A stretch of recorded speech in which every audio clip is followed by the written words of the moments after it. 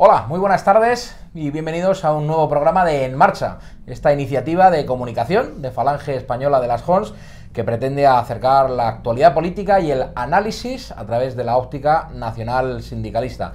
Estamos en directo a través de la página de Falange Española de las Jons en Facebook, pero seguramente esta grabación la podéis estar viendo en este momento a través de nuestro canal de YouTube o en el formato iVoox o en cualquiera de las plataformas que luego le damos difusión.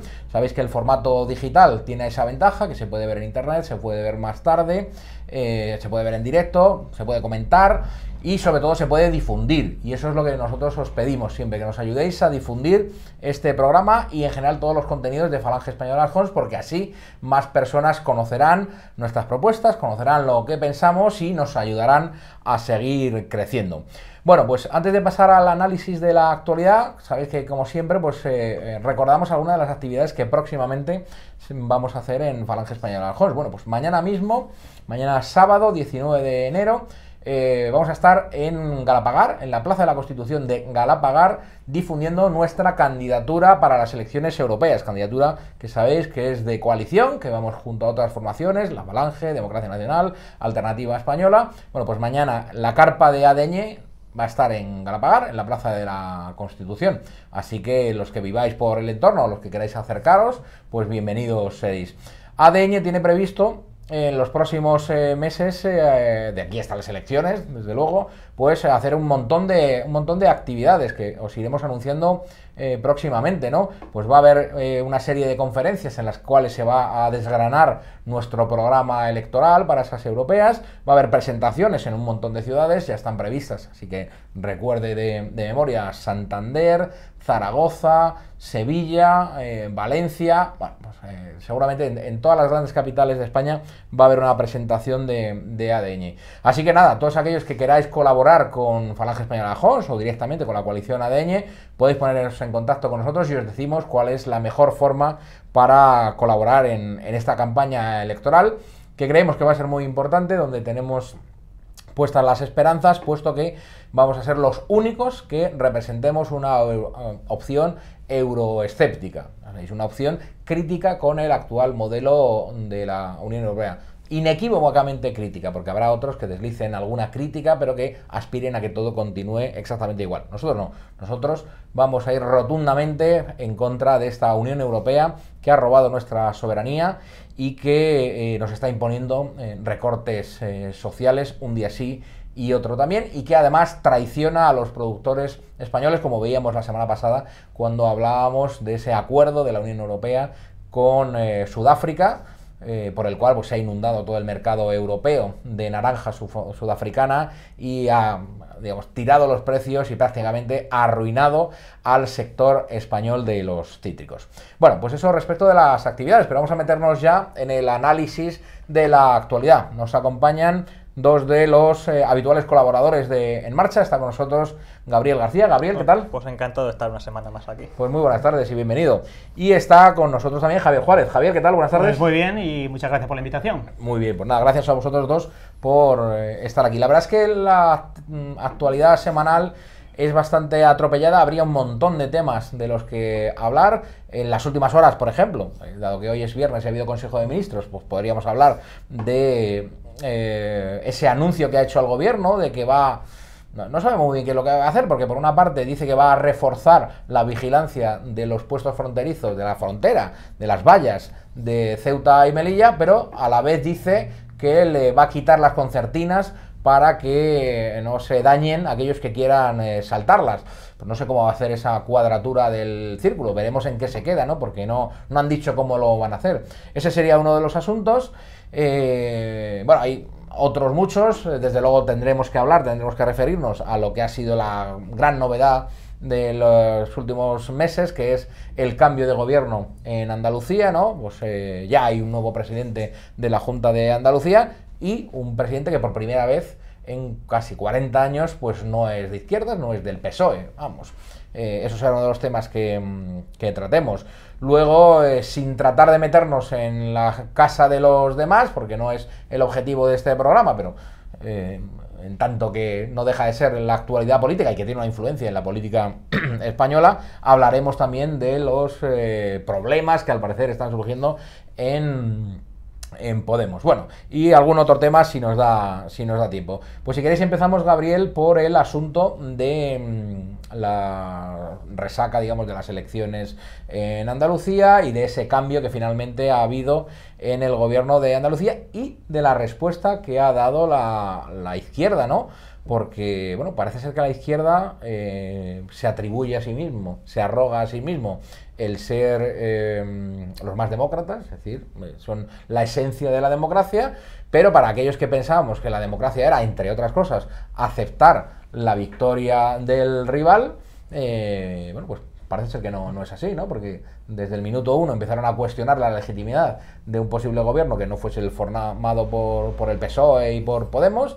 Y finalmente pues se han atrevido a convocar diversas manifestaciones, tanto en Andalucía como fuera de Andalucía, en contra de ese gobierno. ¿Qué te parece esa actitud? Pues vamos a ver, yo no he podido evitar acordarme de lo que estuvo explicando aquí en Madrid el profesor Javier Barraicoa sobre que la izquierda tiene un concepto muy patrimonial del poder. Es decir, si ellos tienen el poder, pues eso está bien, y el resto pues tiene que acatarlo. En cambio, cuando ellos pierden el poder, pues lógicamente pues montan todos estos circos en la calle. Por otra parte, todas estas manifestaciones, la alerta antifascista a la que aludía Pablo Iglesias, pues no deja de ser un tipo de prácticas que los falangistas hemos sufrido durante muchísimos años y que hasta ahora eran desconocidas hasta el gran público. Pero que nadie se engañe, estas cosas que han sucedido en Andalucía y en otras ciudades es lo que viene sucediendo en España por parte de algunos entornos ideológicos desde hace muchísimos años. Claro. Otra cosa es que no ha sido hasta ahora, cuando la inmensa mayoría de los españoles no han visto por fin qué es lo que hay detrás de todos estos moralistas y, bueno, del pensamiento progre en general. Bueno, claro, los que no estuviesen acostumbrados a ese tipo de lenguaje, cuando lo escuchasen dirán, alerta antifascista. ¿Qué quiere decir alerta antifascista?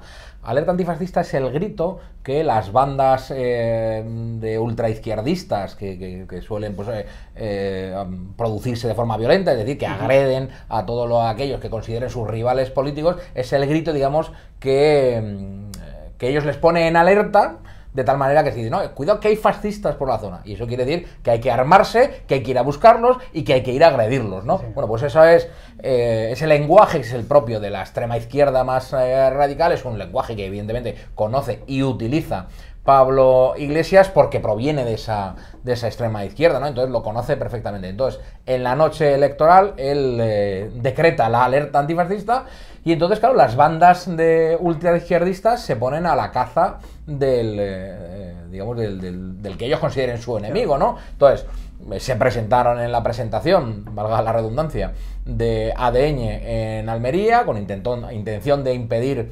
violentamente que se celebrase el acto, no lo consiguieron, y por ejemplo el fin de semana pasado yo creo que se contabilizaron hasta 5 agresiones en distintos puntos de España a puestos o a actos de Vox, que es la formación a la que ahora han puesto en el punto de mira. Javier, te iba a preguntar a ti, ¿hasta qué punto tú crees que hay una responsabilidad directa en esta alerta antifascista que declaraba Pablo Iglesias, pero que también de alguna manera a la que se sumaba Susana Díaz, ¿no?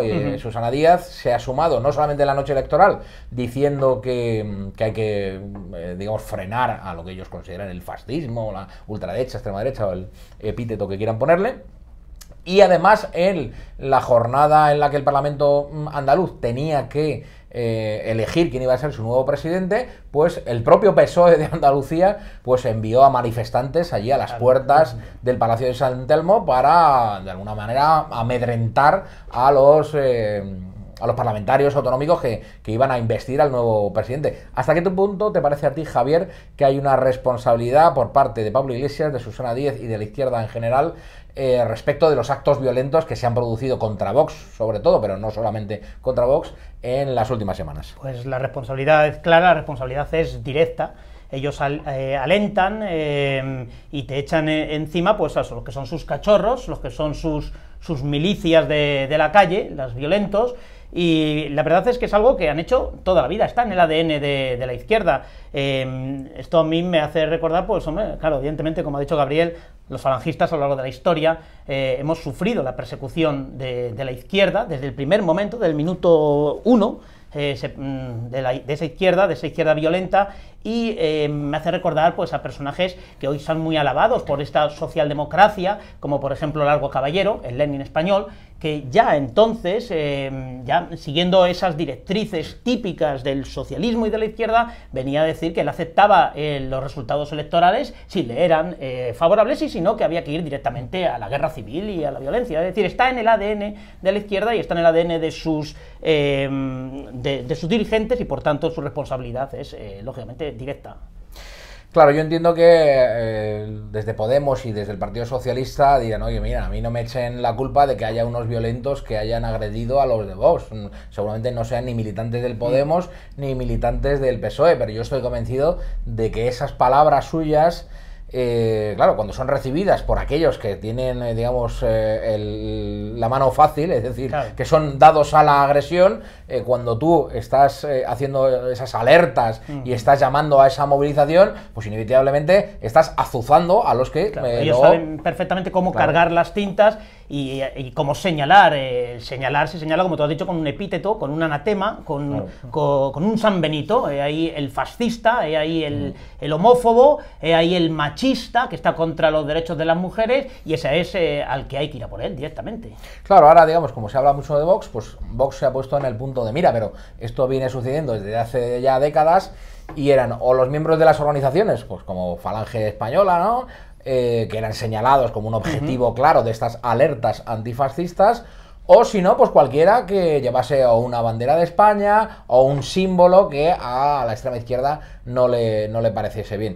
Esto es una cosa que conocen de sobra los cuerpos policiales, ¿no? Los cuerpos policiales tienen pues brigadas, secciones específicas para tratar este tipo de violencia, y saben de sobra que tienen que dedicar unos efectivos muy limitados a lo que sería la violencia de grupos de extrema derecha, pero que donde tienen que dedicar muchos esfuerzos es en la violencia de extrema izquierda, porque son muchos y muy violentos.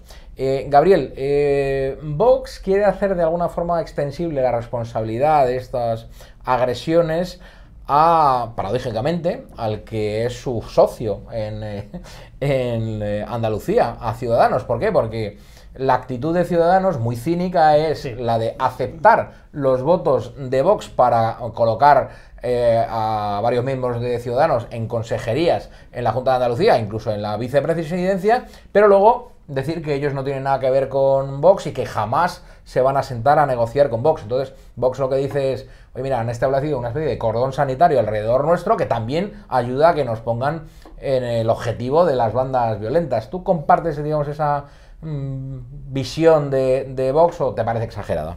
Hombre, vamos a ver, hace unos años, pues sí, pues Ciudadanos era presentado como el partido facha por excelencia, es decir, el que estaba a la derecha del Partido Popular.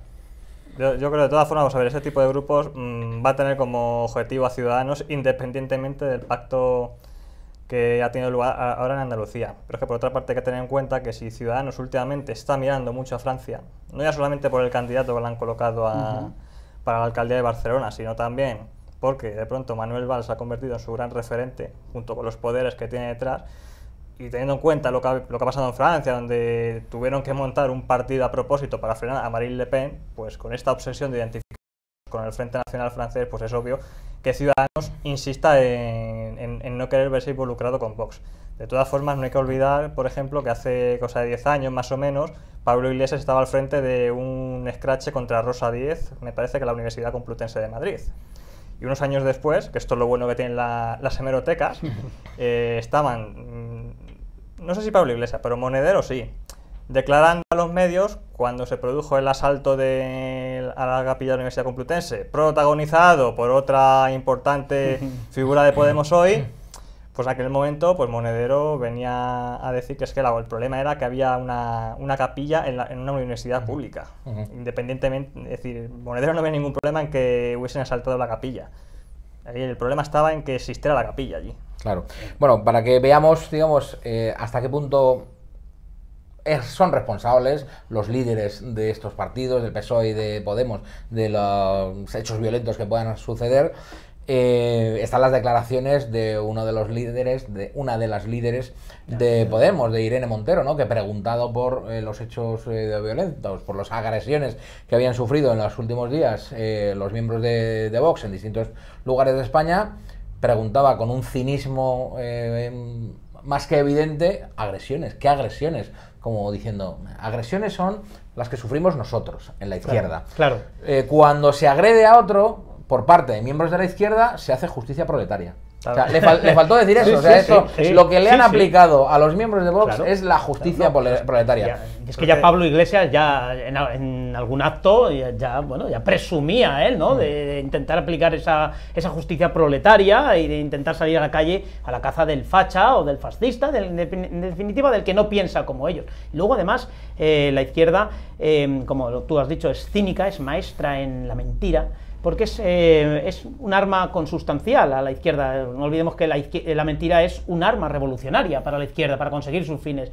Entonces es capaz de agredir y luego a través de su propaganda la persona agredida que parezca que es realmente el malo, el agresor. De hecho, al presidente de Vox, al jefe nacional de Vox, a Santiago Abascal, ya le andan diciendo que es el pistolero. Ya le han puesto ahí el marchamo ese de pistolero, entonces claro... Claro, eso lo dicen porque en alguna entrevista Sí. Santiago Abascal reconocía que él llevaba un arma, entiendo que lo llevaba legalmente, con lo cual Lógicamente. no se le puede poner ningún pero. Lo que pasa es que es verdad que no deja de tener un sarcasmo, no sé, casi rayando en lo vergonzoso, que aquellos que quieren blanquear a los terroristas que efectivamente han asesinado con bombas, con pistolas, los que los tienen como socios, los que quieren blanquearlos, los que los ven como un modelo revolucionario, a los criminales terroristas de ETA, pues sin embargo llamen pistoleros al que durante mucho tiempo ha sido una de sus Los que se víctimas. fotografían con Otegi. Sí, Eso es de un cinismo. Sí, la verdad es que es una bastante, vergüenza. Y eso es lo que nos mueve a nosotros a comentarlo y a denunciarlo, ¿no? Porque no es por simpatías por Vox, no es por identidad con su ideario ni con lo que defienden, pero sí es una cuestión mínima de justicia, ¿no? Que están siendo víctimas de un acoso y además los acosadores, los violentos y los que azuzan a los violentos, encima tienen el cinismo de hacerse pasar por las víctimas. Bueno, vamos, no sé si queréis comentar algún tema más alrededor de este cambio de gobierno en la Junta de Andalucía. Yo creo que podemos coincidir todos que se necesitaba un cambio, ¿no? Que era por higiene, había que hacer un cambio, ¿no? Y lo que ya seguramente tengamos más dudas es que haya un cambio, digamos, o que haya un cambio en una buena dirección o que llegue realmente a haber un cambio, ¿no? Porque lo hemos visto en otras comunidades autónomas o incluso en el gobierno de España, como el turno de partidos pues no significa un cambio real, ¿no, Gabriel? No, desde luego, vamos, yo no noto mucha diferencia entre el PSOE que está gobernando ahora un poco pillado por Podemos y demás socios, a cuando estaba el Partido Popular con su mayoría absoluta. Sinceramente, creo que es decir, el secesionismo se le sigue consintiendo, el desafío. Luego, en otras cuestiones, sobre todo en lo referente a la ingeniería social, del pensamiento único, se sigue fomentando del Estado igual. Ahora que cuando estaba el Partido Popular, yo en ese sentido no veo ninguna diferencia. Pero ¿y Vox te parece que puede ser un factor diferencial con respecto a lo que sucedía hasta ahora? Sí, vamos a ver, lo que sucede es que hemos llegado a un punto en que el pensamiento único es tan fuerte y está tan presente en todos los partidos, incluso en los que en teoría lo rechazan, que cualquiera que se salga un milímetro de esa línea pues ya parece un extremista, y es lo que sucede con Vox. Desde luego hay muchas, entre las cosas positivas que ha podido traer Vox, como es cuestionar la ideología de género. Yo, por ejemplo, llevo rechazando la ideología de género desde que Abascal estaba ya cobrando aquí de la Comunidad de Madrid, y no tengo muchos años. Ya, claro, ahí lo que habrá que ver es la capacidad que tiene efectivamente Vox de influencia y la capacidad de aguante que tiene, ¿no? Porque yo entiendo que hay, digamos, lo que llamamos el sistema, ¿no? Que al final son la conjunción de las instituciones públicas, los medios de comunicación, los poderes económicos, es decir, la capacidad que tiene de resistencia en su mensaje, el que tiene actualmente, en el tiempo, o si va a terminar convergiendo en, digamos, en algo mucho más light como es el Partido Popular. Yo creo que esto será lo que acabe pasando. ¿Qué es lo que me da pistas? Bueno, pues que su líder procede del Partido Popular, por ejemplo, que dentro del Partido Popular, como decía Gabriel, pues no se sentía, entiendo, demasiado incómodo porque estuvo allí hasta que perdió el cargo. Entonces, bueno, y luego también, pues si teníamos algunas dudas en este sentido, pues yo creo que la firma del pacto con el Partido Popular pues ya nos da incluso las certezas, porque en menos de 24 horas cambiaron de un programa bastante, no sé, bastante concreto y bastante fuera de lo común a habitual verborrea que sabemos que no va a terminar en nada. Aún así ellos presumían de haber conseguido algunas cosas. Entre las cosas que se habían conseguido era, según Vox, era que fuese a haber una consejería de familia, como si eso por sí solo pues supusiese algún cambio, cuando conocemos otras consejerías de familia que no han servido absolutamente para nada, sino que han seguido atacando a la familia. Pero es que además su socio se ha hartado de decir que ese acuerdo de Vox con el Partido Popular pues a ellos no les compete, que eso es papel mojado y que en cualquier caso de haber una consejería de familia sería de familias en plural, para que sean atendidos en pie de igualdad las familias tradicionales, las familias homosexuales, bueno, cualquier tipo de familia. Con lo cual ahí, no sé a ti, Javier, qué te parece, pero yo creo que... Sí, es posible que simplemente se quede luego en nada, que terminen siendo absorbidos por la ideología imperante, la ideología o la falta de ideología del Partido Popular, porque Vox... yo creo que Vox no es más que hoy lo que sería, pues, ni siquiera llegaría a una alianza popular. La alianza popular que conocimos los que ya tenemos una cierta edad, de Manuel Fraga Iribarne, yo creo que sería un partido hoy incluso más extremista que Vox. Claro. Y claro, pues Vox realmente no es más que eso. Sí que es cierto, como dice Gabriel, que es importante que por lo menos haya alguien que haya introducido ya en el lenguaje en el debate cultural determinadas pues eso, peleas culturales que es que nadie estaba defendiendo, la ideología de género, todo lo que es la ideología LGTBI.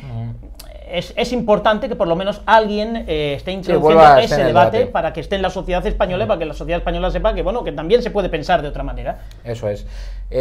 Hombre, ahí efectivamente, también para conocer el alcance habrá que saber cuál es la táctica que emplea el Partido Popular. En esta semana hemos escuchado a algunos líderes del Partido Popular que más o menos dejaban claro cuál era su táctica o cuál era lo que ellos pensaban del fenómeno Vox, ¿no? Porque cualquiera puede pensar, bueno, el Partido Popular tiene que estar muy disgustados porque Vox los está comiendo terreno, les está quitando muchos votos y eso va a ir en detrimento del Partido Popular. Eso en un primer análisis efectivamente puede ser así, pero por una de esas retrueques que tiene la política partidista, puede ser que siendo eso verdad acabe favoreciendo al Partido Popular, como acabamos de ver en Andalucía. ¿En qué manera? Bueno, hay una parte de los votos del Partido Popular que están muy enfadados con el PP, con razón, bueno, por su corrupción, por el abandono de lo que entendían son los valores del votante de derecha más tradicional y que ya no iban a votar nunca al Partido Popular, se iban a abstener. Entonces, esos que se iban a abstener encuentran en Vox una opción que les satisface, votan a Vox y Vox siempre va a terminar dándole el gobierno al Partido Popular. Bueno, este análisis, que a cualquiera de los que nos vea puede decir, bueno, estos son unos maquiavélicos. Bueno, pero es que este es el análisis que han hecho los miembros del Partido Popular. Esta semana, la candidata del Partido Popular a la Comunidad de Madrid, la señora Ayuso, lo decía en primer lugar que Vox no deja de ser, lo decía ella, una escisión del Partido Popular, ¿no? En segundo lugar, decía que nada de lo que defiende Vox pues le parece novedoso, porque todo lo que defiende Vox lo había ella escuchado ya en el Partido Popular. Y yo creo que en buena medida tiene razón, salvo en una cosa que es en la denuncia del modelo autonómico, ¿no? En la crítica del modelo autonómico. Pero sí que es verdad que hemos encontrado en el Partido Popular la defensa de la vida. Hemos visto a sus líderes en las manifestaciones a favor de la familia, a favor de la vida. Hemos visto que el Partido Popular llevaba al Tribunal Constitucional la ley de matrimonios homosexuales. Hemos visto cómo el Partido Popular, cuando le interesa, pues ha adoptado también un lenguaje más duro en contra de la inmigración. Entonces, en ese sentido tenía razón. Lo que pasa, claro, en el Partido Popular sucede con unos temas lo que sucede en la izquierda con otros, que hay una falta de sintonía, una falta de coordinación entre lo que dicen y lo que hacen. Es decir, el Partido Popular dice defender la familia, defender el derecho a la vida, y eso lo hace compatible con la destrucción real de la familia en sus gobiernos, con los miles y miles de abortos durante sus gobiernos, etcétera, etcétera. Veremos si Vox se convierte exactamente en lo mismo. Pero es que no solamente esta señora Ayuso lo decía. El propio presidente del Partido Popular, Pablo Casado, decía en una de sus presentaciones, haciendo presentaciones por toda España de los que van a ser sus candidatos en las autonómicas y municipales. Pues en una de ellas decía, Partido Popular tiene mucho futuro, decía, entre otras cosas porque ahora tenemos otros partidos con los que podemos pactar. Claro, porque hasta ahora, ¿qué es lo que sucedía? Que salvo que tuviesen mayoría absoluta, el Partido Popular sabía que se iban a poner de acuerdo el PSOE, Izquierda Unida y los separatistas para desalojarlos del poder. Ahora no. Ahora, como dijo Pablo Casado, tienen partidos que les van a apoyar, y entre esos partidos que les van a apoyar, pues va a estar Vox con total seguridad. Vamos a ver, de todas formas, en el caso de que Vox consiguiera sacar alguna medida de las que plantea su programa adelante, gracias a estos pactos, pues tendría algo de qué presumir. Pero es que, como hemos podido ver, es que encima desde el Partido Popular hasta les miran por encima del hombro. Sí. Y diríamos que con desprecio. La verdad que es bastante humillante, no solamente el trato del Partido Popular, sino sobre todo el de Ciudadanos. Es que ese trato humillante, yo no me lo imagino por parte del Partido Popular hacia el PNV, por ejemplo. Claro. O del PSOE hacia el PNV. Claro. Eso sería imposible. Lo que hemos visto de esos partidos hacia Vox sería imposible respecto a los secesionistas, como ha venido sucediendo durante años en España. Sí. También es cierto, Javier, que los secesionistas se han hecho valer mucho más que Vox. Vox en menos de 12 horas... Se ha bajado los pantalones. Claro, hizo unas rebajas, las rebajas de enero fueron brutales respecto de las aspiraciones de Vox. Sin embargo, los separatistas se plantan y no te apoyan. Escribía la semana pasada un artículo Juan Manuel de Prada sobre este asunto y cómo cuando era el PNV el que tenía que pactar o con el Partido Popular, o el Partido Popular el que tenía que pactar o necesitaba del PNV, cómo le apretaba las clavijas y cómo sacaba lo que quería, y sin embargo, como Vox pues ha cedido en todos, nos ha puesto una posición seria, una posición dura, para obtener ni siquiera algo rentable. Y claro, decía Juan Manuel de Prada con sentido que ahora, a partir de ahora, Vox era Voxecita. Claro, eso es. Igual que Podemos, habrá que llamarlo Pudimos. Pudimos, sí. Bueno, pues eso no... Eso es de Juan Manuel de Prada, no me quiero atribuir eso nos sirve para cambiar precisamente de tema y hablar de Pudimos. Claro, supongo que también los de Izquierda Unida, que llevan décadas soportando lo de Izquierda Hundida, pues tenían ganas también de que hubiese un chistecito con aquellos que terminaron de hundirlos, que fueron los de Podemos, ahora llamados Pudimos por Juan Manuel de Prada. Bueno, pues esta semana, hace unas horas prácticamente, pues se sabía que uno de los fundadores de Podemos, y se suponía también que amigo íntimo de su máximo líder, de Pablo Iglesias, Íñigo Errejón, pues anunciaba que iba a concurrir a las elecciones autonómicas con la marca electoral de Manuela Carmena, que creo que es Más Madrid, es Madrid, Más Madrid. Algo así, ¿no? Más Madrid. Y entonces, claro, hay que recordar que Íñigo Errejón es miembro de Podemos, que es diputado por Podemos, y aunque Íñigo Errejón y Manuela Carmena lo han querido presentar, digamos, dulcificándolo, como diciendo, bueno, pues queremos abrirnos a otras experiencias, bla, bla, bla, bla, bla, bla, el caso es que Pablo Iglesias lo ha interpretado como una auténtica traición civilina por parte de Íñigo Errejón, que ha hecho público que se presentaba por otra formación, cuando se debe, en teoría, a la disciplina de Podemos. No sé, ¿qué valoración haces tú de esto, Gabriel? Pues es que no deja de ser curioso que Íñigo Errejón, en teoría, siga formando parte de Podemos y vaya a competir electoralmente con ellos. Yo, al leer esto, pensé, bueno, esto es como si, por ejemplo, Falange Española de Aljons hubiera decidido no formar parte de ADN, hubiéramos concurrido como Falange Española de Aljons en las elecciones al Parlamento Europeo a la vez que ADN, y en las listas de ADN hubiera representantes de Falange Española de Aljons. Sería igual de absurdo. Bueno, esas carambolas se han dado en la historia de la Falange. Sí, se puede haber dado, pero...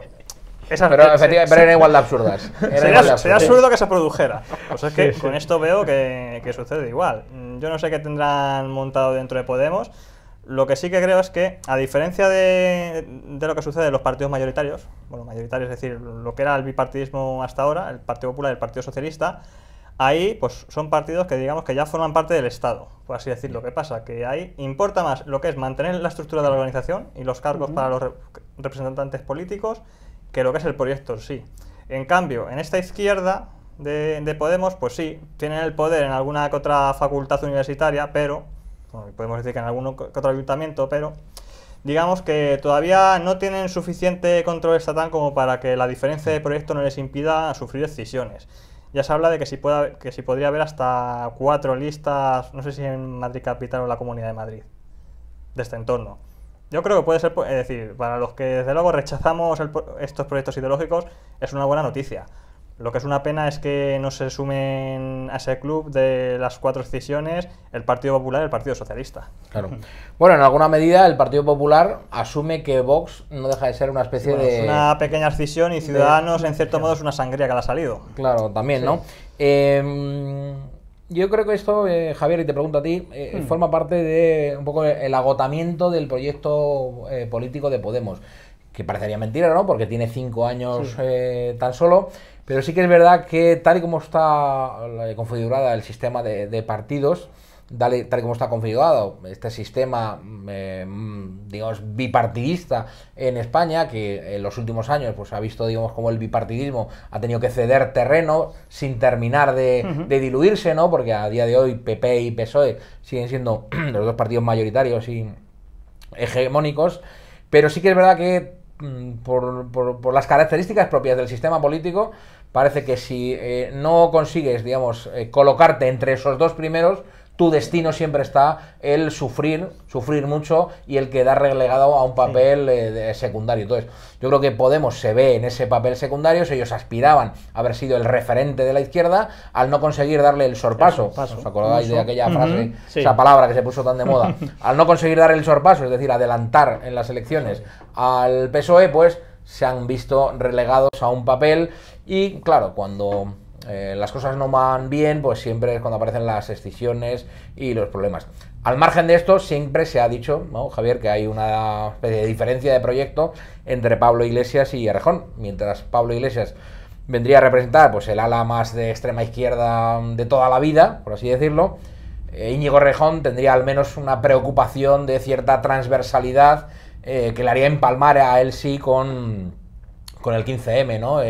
Y por eso él, bueno, pues trata de hacer esos proyectos que no sean tan visiblemente de la extrema izquierda. No sé qué te parece a ti. Yo creo que es mero oportunismo de Íñigo Errejón. Yo creo que él ha visto cómo Podemos está perdiendo votos. Es una cuestión de la marca, del nombre, y bueno, ha pensado que la mejor estrategia es presentarse no bajo el nombre de Podemos, sino presentarse bajo un nombre nuevo, que es Más Madrid, junto con Carmena, y yo creo que es esa la estrategia. Yo creo que simplemente hay eso, es una estrategia política. Perdió él, digamos, su batalla interna dentro de Podemos respecto de Pablo Iglesias, ¿no? La perdió primero cuando él no era partidario de unirse a Izquierda Unida o de presentarse junto con Izquierda Unida, precisamente por huir de esa imagen, digamos, clásica de la extrema izquierda. Luego lo perdió también en uno de estos procesos de primarias. Y la verdad que el papel de Íñigo Errejón estaba ya muy relegado a un papel secundario. Aún así, pues entiendo que Pablo Iglesias pensaba que iba a ser un secundario fiel y no que se le iba a sublevar, como ya lo ha sucedido con otros personajes, ¿no? Porque Rita Maestre, le ha pasado lo mismo, ¿no? Bien. Rita Maestre pues también es un verso suelto, ¿no? Pero esto nos habla también un poco de la dificultad en la configuración de una alternativa heterogénea, ¿no? Porque lo que todos desde fuera decimos... estos son de Podemos, Manuela Carmena es de Podemos, no, Manuela Carmena no ha sido nunca de Podemos, los de Valencia son de Podemos, no, tampoco son de Podemos, los de Barcelona no son de Podemos, tal. Entonces, es verdad que este proyecto impulsado por Pablo Iglesias y que fraguó en un partido que se llama Podemos, pues tuvo en su momento la capacidad de aunar alrededor suyo a un montón de grupos bastante heterogéneos, ¿no? En aquello que se llamaban las confluencias, ¿no? Que funcionaba en Galicia, funcionaba en Andalucía, funcionaba en Valencia, funcionaba en Madrid, pero ahora vemos como, digamos, el pegamento que los pudiese unir, que es la expectativa de éxito, yo creo que ha dejado de unirlos. Hombre, es que Podemos, en cierto modo, vamos a ver, es un partido nuevo con vicios viejos. Y uno de esos vicios es la obsesión de la izquierda en España por tener a los secesionistas o a los que tontean con los separatistas bajo su ala. Lo que sucede en Podemos, pues, por ejemplo, con el caso de Valencia, el caso de Cataluña, que están con el, bueno, sí, venga, hacemos referéndum, pero nosotros queremos que todos sigamos en este país, o en este modelo de Estado que queremos. Pues a ellos, obviamente, la palabra España parece que les produce sarpullido. Claro, ahí... Claro, nosotros, digamos, desde la óptica nuestra, yo creo que hubiéramos visto con buenos ojos. Lo que pasa que es que efectivamente va en contra de su querencia natural, de su impronta, de su ADN. Pues nos gustaría que hubiese una izquierda nacional, ¿no? Una izquierda que viese a los separatistas como a enemigos del pueblo español, ¿no? Que viese en el separatismo a un grupo egoísta que pretenden ser insolidarios con el resto del pueblo español. Y yo creo que debería haber una izquierda en ese sentido. Lo que pasa es que la izquierda, como bien ha explicado Pablo Iglesias en muchas ocasiones, pues bebe de su historia, sangra por las heridas de su historia y no deja de recordar que ellos fueron, digamos, enemigos de los nacionales y que fueron, sin embargo, camaradas, compañeros de armas de los separatistas, ¿no? Entonces, eso es lo que les impide dar ese paso, ¿no? Y eso es lo que hace que su estrategia patriótica, que la tiene Podemos, no deje de resultar ridícula, ¿no? Porque Podemos en los últimos años yo creo que es de los partidos del régimen del 78, a los cuales ya le incluyo a ellos también, el régimen del 78, de los que más han utilizado la palabra patria. Pero claro, es una patria completamente etérea, inconsistente, porque ni la nombran por su nombre, ni dicen España, ni utilizan su bandera. No cuela. Y entonces no cuela, ¿no? Porque el propio Íñigo Errejón, que es de los principales impulsores de esto, sí, lo ha explicado en algunos de esos vídeos. Y entonces, por ejemplo, Íñigo Errejón al patriotismo, palabra bonita, le llamaba pulsión identitaria. Entonces, claro, llamarle pulsión identitaria como si fuera una enfermedad, algo tan bello como el patriotismo, algo no sé, tan desprendido, tan inmaterial, tan también de solidaridad con tus compatriotas, solidaridad con los españoles del pasado y con los del futuro, a los que quieres legar un legado positivo, una nación grande. Bueno, pues claro, llamarle a eso pulsión identitaria, pues hace que no cuele, ¿no? No cuela. El patriotismo en la izquierda no cuela porque la historia nos lo demuestra. Desgraciadamente para España, una nación en que la izquierda ha sido históricamente antinacional, ha sido históricamente antiespañola, salvo podemos salvar a determinadas personas, determinados puntuales de la izquierda a lo largo de su historia, pero en lo que ha sido el proyecto político de los partidos de izquierda siempre ha sido antinacional, siempre ha estado de la mano de aquellos que son enemigos de la nación española, interiores como exteriores.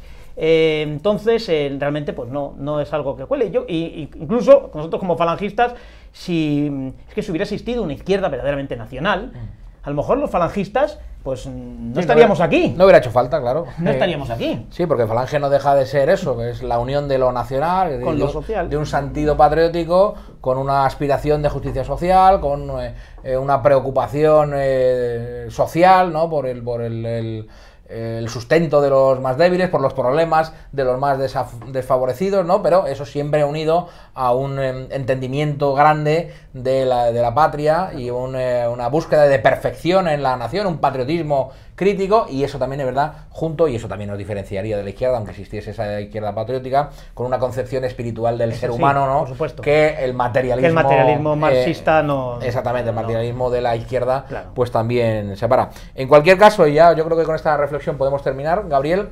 Todos estos conceptos, izquierda, derecha, están ya en desuso, ¿no? Yo creo que cada vez hay menos gente que se identifica, digamos, con estas etiquetas, ¿no? De izquierda o derecha, más allá de los partidos, sobre todo de los partidos que viven de ello. Vamos a ver, está claro que para la gente con poca formación, pues sí, todavía se sigue utilizando los términos de izquierda y derecha. Pero ya por lo general ya empiezan a establecerse dos bandos. El de los que van a defender la soberanía nacional, donde entran, pues eso, desde formaciones que se pueden encuadrar en la extrema izquierda hasta otras que se suelen encuadrar en la extrema derecha. Y lo mismo sucede con los que se posicionan en el bando de la globalización. Ahí también los hay, que los podríamos encuadrar perfectamente en la extrema derecha y en la extrema izquierda. Claro, para que veamos hasta qué punto se están difuminando las ideologías, o hasta qué punto los partidos políticos ya no responden a ideologías, sino a ciertos intereses. En las últimas horas hemos visto cómo en el Parlamento Autonómico de Extremadura el PSOE votaba a favor de la aplicación del 155. Hemos visto cómo el mismo PSOE en otras regiones se indignaba porque sus compañeros del PSOE de Extremadura hubiesen votado a favor. Y luego hemos visto también cómo el Partido Popular acepta los votos de Vox en Andalucía para que le dejen gobernar, y sin embargo el Partido Popular, el mismo Partido Popular, en Valencia dice que jamás va a pactar con aquellos que cuestionen la ideología de género o el feminismo radical. Con lo cual, pues oye, al final, no sé, parece un poco raro, ¿no? Que el PSOE defienda una cosa en una región, la contraria en otra. El Partido Popular lo mismo, defiende una cosa en una región, la contraria en otra. Bueno, es que me parece que ya no tienen un referente ideológico claro, sino de lo que se trata en cada circunstancia y territorio de mantenerse en el poder. Mantenerse el poder, de ganar las elecciones, mantenerse el poder a costa de lo que sea, sin ningún tipo de principio. Es así. Muy bien, ¿algún tema más que queráis tocar? O la verdad es que tenemos ya muy poquito tiempo, ya estamos superando los 40 minutos. Vamos a aprovechar para saludar a todos aquellos que nos están mandando mensajes, casi todos ellos bueno, o para hacer comentarios respecto de lo que estamos hablando, o simplemente para saludarnos. Muchas gracias Manuel, muchas gracias Vicente, Cecilia, José Luis, muchas gracias Jesucito y muchas gracias Lisardo y Álvaro también, ¿no? Bueno, pues muchísimas gracias a todos vosotros por escribirnos. Esperamos que colaboréis con nosotros difundiendo nuestra grabación. Por cierto, muchas gracias también a aquellos de vosotros que nos enviáis vuestros artículos para la página web de En Marcha. Lo sabéis, los que nos seguís habitualmente. En Marcha es un experimento de comunicación con distintos formatos. Uno es este, de las tertulias grabadas en vídeo. Otro es un PDF mensual que esta misma semana sacábamos y que tenéis en la página web de Falange para poderlo difundir. Y luego también la propia página web de enmarcha.tv, pues podéis encontrar algunos artículos, ¿no? Bueno, pues algunos de los artículos que nos enviáis son publicados en la página web y hemos de decir que algunos de ellos pues son de muy buena calidad, con lo cual animamos a todos los que nos estáis viendo a que nos sigáis enviando vuestros artículos de opinión. El correo electrónico para recibirlos es redaccion@enmarcha.tv, redaccion@enmarcha.tv. Te he dejado unos minutos para pensártelo. ¿Alguna cuestión más que quieras comentar? No, creo que por esta semana nada más. Bastante hemos tenido. Muy bien. Pues nada, muchísimas gracias Gabriel, muchísimas gracias Javier. Gracias a ti, Norberto. Muchísimas gracias a los que nos habéis seguido y, como decíamos al principio, por favor, ayudarnos a difundir este mensaje dándole a me gusta, retuiteando, compartiendo el enlace, contándoselo a vuestra abuela. Cualquier método es bueno para difundirlo. Hasta la próxima semana, muchas gracias.